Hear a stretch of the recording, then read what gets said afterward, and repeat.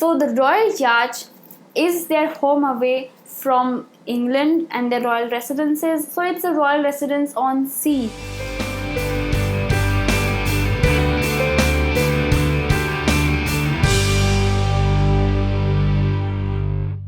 Hello and welcome to this episode of GiGlee magazine podcast. In the previous episodes, we talked about Windsor Castle, which is one of the Queen's most favorite royal residences. And this time we are talking about another one of the Queen's residences on sea. Yes, I'm taking you to the Royal Yacht Britannia. The Royal Yacht Britannia is now permanently docked at Port Leith in Edinburgh, and visiting this Port Leith was an experience because it's Scotland, people. Scotland is beautiful. So we took a hop of bus from Edinburgh city centre to Port Leith, and from a mall you can enter in where you have a brief exhibition about the Royal Yacht, and then you actually need to take an elevator or staircase to get in. That's how big it is. So it's not really a yacht, it's a proper huge ship. Before I talk to you about the Royal Yacht, let me tell you the beautiful views, because it is docked at the port and it is a proper, almost a coastal harbor. You have a distant lighthouse, a few birds flying, and the scene is so beautiful from there. I took a while to just see the view first and then took in that I was on a royal ship, because it's really not right to call it a yacht.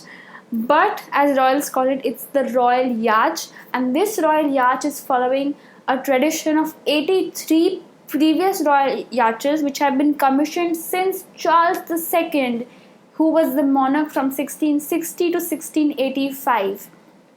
And this Royal Yacht was built in 1952 after the previous yacht, Victoria and Albert III, was decommissioned in 1952. So at that point in time, George VI, the current Queen's father, was ill, and for him to travel easily around the world, they built this ship.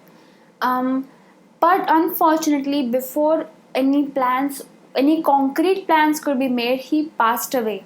So the current Queen would finally help in making the plans, and to build the Royal Yacht, the Duke of Edinburgh and the Queen both had a lot of say into how it would be. So if you see today, and if you see it from outside, there's a lot of blue decor, a lot of blue, and it's not a coincidence. Apparently this blue, which is a huge part of the Royal Yacht, comes from a wedding gift the two received. So this is a very personal kind of ship, and in its 44 years of service, the Royal Yacht has travelled 1 million miles around the world. That's its voyage. My goodness, yes. So the Royal Yacht is their home away from England and their royal residences. So it's a royal residence on sea. So it has been now decommissioned, so that you can actually see the entire ship. It takes a while to see it because it's huge. It's not just one story. If you actually see it according to the elevators that have been placed to get to every level, it's around 3 or 4 floors high. That's how big it is. So the Royal Yacht, the Royal Yacht, it makes me laugh to even say that, that's how big it is literally divided into two parts. One is the royal part and one is the cruise ship part. But it's not entirely just meant for the royal family. So during war, the entire ship can be transformed into a hospital ship if need be. So that is how it's been made. So let me tell you first about the Queen's side or the royal side of the entire ship, because the ship was also a part of Charles and Diana's honeymoon. And you have the Sun Lounge.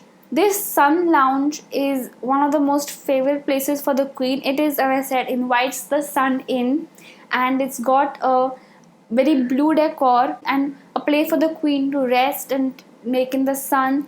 And this Sun Lounge is a place where the Queen takes her afternoon tea with her family.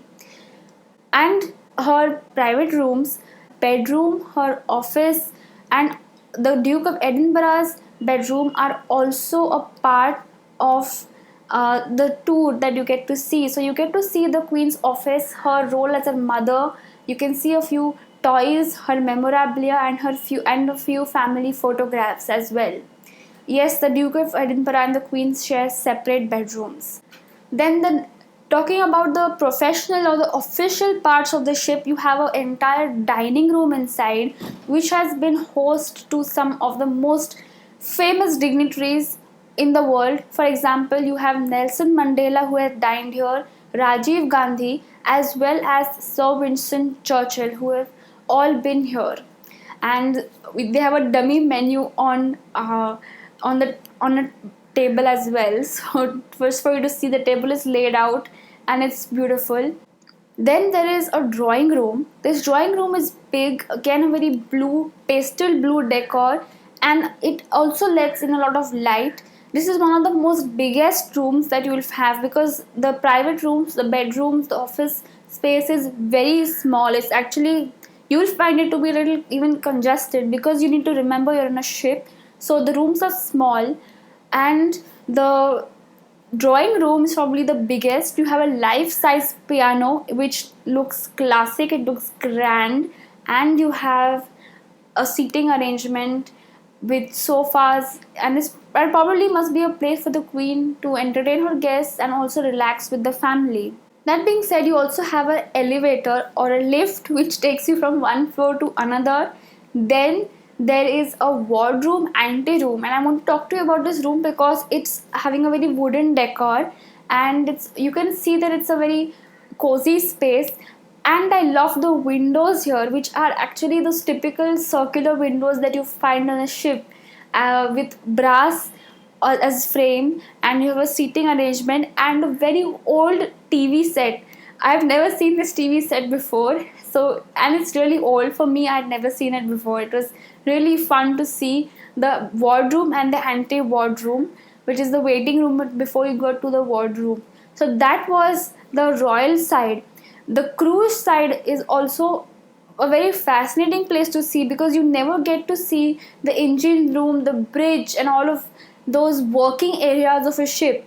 So the most important, or you can say the heart of the ship, is the bridge. The bridge is where the ship is actually commanded from. It's actually stirred into these waters, and you have lots of meters and gauges to see and measure everything. So it's all old now. You have a telephone, but it's the first time that I got to see how a ship is commanded. So you have all the meters which I didn't understand much about, but you can see them. You can see the engine, as you can see the meters, the steering, how it must have been a very hustling, bustling area in the ship. And just outside the bridge, behind it, is a small closet. This closet has flags which have been tightly wrapped up, and each of these flags have a particular meaning, and they would be unfurled to convey this meaning whenever need be. So that was the bridge, which is at the top, and because you need to have a full view of the seas ahead of you. But below the stairs, below the royal quarters, you will have the engine room. This engine room is pick and span today, but must have again been a very noisy, bustling place, and it's huge. It's an entire big, massive room with big pipes and engines and machines. And right next to it is the laundry room, and this laundry room literally looks like a time machine. You have huge dryers, huge washing machines, and iron sets where you could iron your clothes. And you must just imagine the uniforms that must have come and gone through here. It's another era literally, because this is almost mid 20th century technology that you not get to see anywhere today. And that is then leading you to the sick beds, which were probably used by the working crew here. Then you have a few crew members, a statue of few crew members dressed in their entire uniform playing instruments. And you also get to see a little bit of the life that was behind the scenes here, because serving in the Royal Yacht Britannia was like serving Queen and the country, and they had very strict rules to adhere to. They didn't speak, they spoke with hand signals, and they also had to wear gym shoes which made no squeaky noises. And if you were not to follow these rules, you'd be immediately deported to the nearest ship or the nearest port, what was easier and quicker, no second chances. So that is how strict it was. But it was not that all somber, because they had often performances and games that the crew would enjoy alongside the royal family if they were there on board, because the decks here are huge, and the decks were often converted to such merry making activities, like games and dances and performances were often held here. And the royal family also had some water pools and a pool set on the deck for them whenever need be, for the children to play on. So you can imagine the happy memories that the crew below deck and the royal family must have had on this ship. So obviously in 1997, when the queen had to decommission the Royal Yacht Britannia, she did lose her composure and shed a tear, because it was in fact a lot of memories on this ship. 44 years of service, 1 million miles, you can just imagine. Today we get to see this behind the scenes of a working royal ship, as well as the queen's office, her bedroom space, and the places where she relaxes as well as entertains dignitaries. So I loved visiting the ship. I loved the color combination here. I didn't really know about the significance when I went there. It was only when I read it on their website did I understand that the blue had significance. It's a beautiful pastel blue, and the views from the ship, even if it is docked at Port Leith, are beautiful. So that was about the Royal Yacht Britannia. I will see you next Friday with this year's last podcast. And till then, you will find GiGlee Magazine on Facebook, Instagram, and TikTok. See you next Friday. Have a great weekend, great week ahead. See you next Friday. Bye bye.